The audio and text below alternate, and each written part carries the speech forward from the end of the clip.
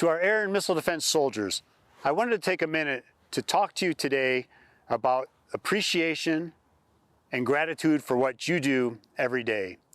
Your readiness, your ability to protect strategic assets, and do it on a moment's notice have not gone unrecognized by the Army's senior leaders. I happen to be at Costello Hall right now at Fort Bliss, Texas.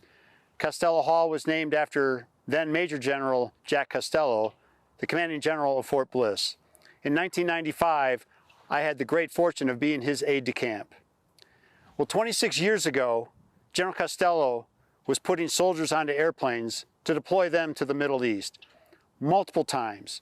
Some soldiers, 6th or 7th deployment, they would tell General Costello about as they were getting on an airplane, leaving their families behind and spouses behind, but understanding the job that they had to do to keep America safe and to keep our allies safe.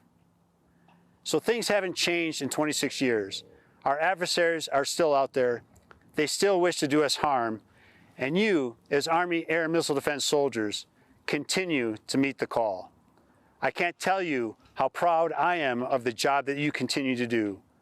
Our combatant commanders recognize the readiness that you bring every day. And Army senior leaders are truly appreciative of the sacrifices that you give up every time that you deploy.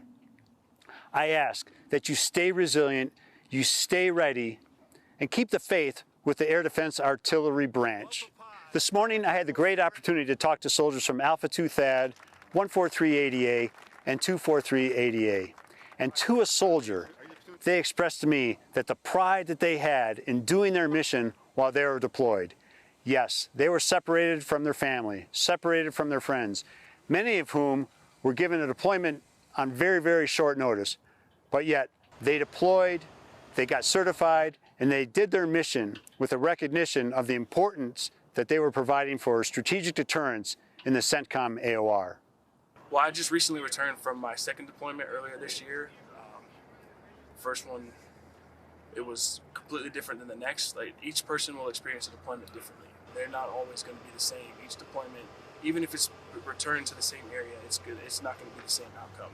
You will always learn something new from a deployment, regardless of how many you go on. Personally, for me, these deployments have been a learning experience, to say the very least, because I feel like they're a necessary sacrifice to ensure that the battles and wars we may fight overseas don't happen here on our own home front. In closing, again, I just want to let you know how proud I am of the job that you continue to do. You are ready and you are resilient.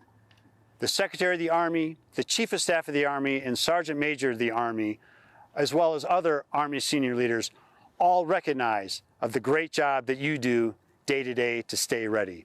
First to fire.